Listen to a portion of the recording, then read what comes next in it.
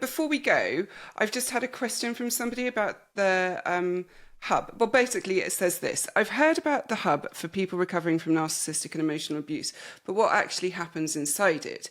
Is it just another support group, or is there more to it?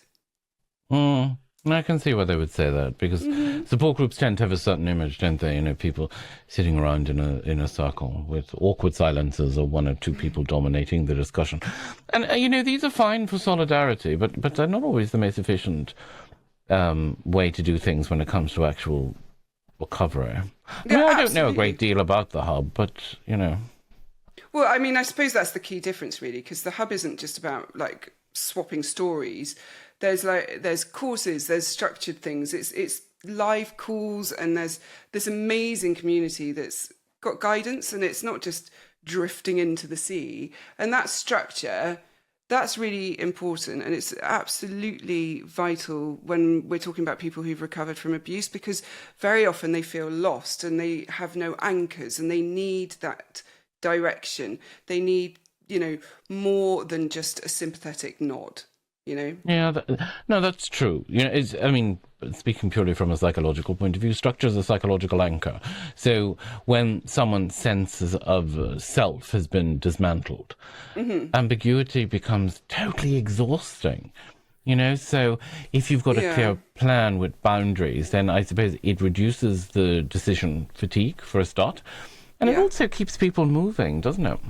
Well, yeah, I mean, exactly. And I suppose in the hub, there's no kind of need to justify yourself, and you don't have to explain why you stayed maybe or why you went back, because people already get that. The understanding is already there. And that in itself, that understanding alone removes so much pressure and takes such a lot of the weight of that process off.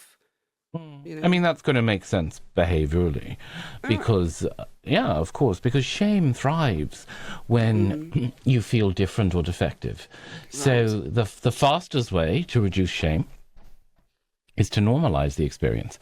So if you see others have the same patterns, then you stop blaming yourself, and, you start seeing the behavior, for what it is. Well, absolutely. I mean, shame thrives in the dark. And that's why that community aspect really matters, because it's not, share everything. It's you're safe and people really understand. It's a very different thing from a public forum where you're kind of exposed to judgment or, bad advice from people. I suppose safety is foundational, isn't it? If somebody's...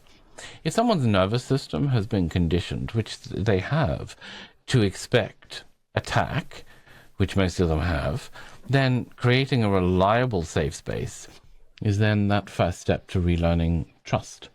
And without that, I suppose no amount of insight is going to stick. Well, no, absolutely not, because you're talking about relationships. And I suppose... But you do courses as well, right? Yeah, well, another piece is those courses, right? They give people a language. They give people words to describe their experience. If they've done the module on triggers, they can say, this was a trigger for me. And everyone gets it. And that means that it kind of shortens that distance between people too. Yeah, my opinion on vocabulary. Vocabulary is hugely powerful. So and it does psychologically. It does a few things. It builds group cohesion for one. So instead of, so do cults. But instead of, we're not a cult. No. Well, I don't know. I've never been inside the hub, so I don't know what you do in there. But I suppose instead of everyone talking at cross purposes, which does tend to happen, especially when you've got so many different viewpoints and things can be quite subjective, you get alignment. And that alignment creates faster trust, for sure.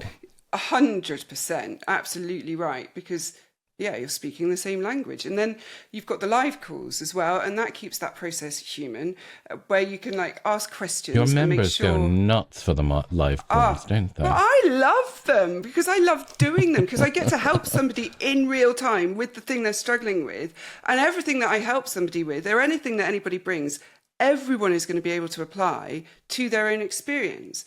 And so it shows you like where you are, keeps you in track, checks that you're on track rather. And that then you also, going back to the shame, see that you're not alone in struggling with what we're covering with that material, Yeah, which again is reinforcement, because change doesn't happen from a single epiphany.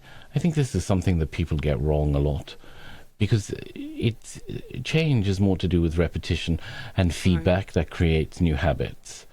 And I suppose, from what I've heard anyway on the YouTube channel and from in the lives that we do on the YouTube channel, this is what those calls provide.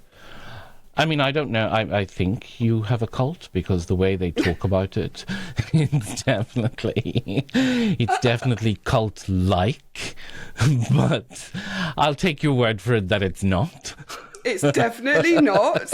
It's definitely, you can leave without guilt and return without punishment. That's literally my whole thing, because, absolutely not.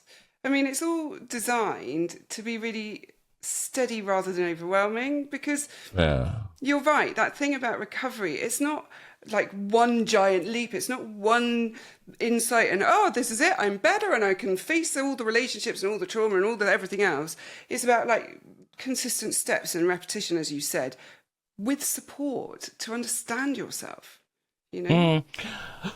But I mean, small steps are psychologically more efficient anyway. So when you break the task into chunks, people are more likely to be persistent. I mean, look at marathon training. No one runs 26 miles on day one. They do 2 miles, then 3, and the structure makes the impossible feel possible. Yeah, it's why we call it chunking. Well, as you know, I use that a lot with the ADHD stuff too. Chunking is absolutely everything. So kind of going back to the original question, the hub... We've got sidetracked. Not like us, Paul. Anyone that's been on a live will know that.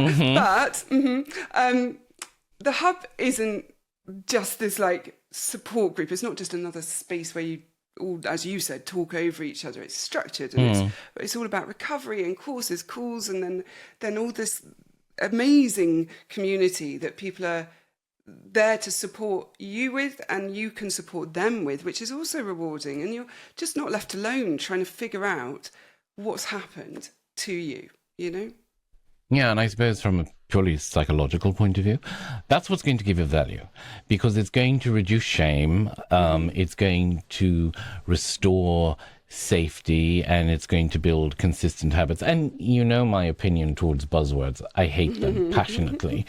But, these are 3 really important levers of recovery. Right.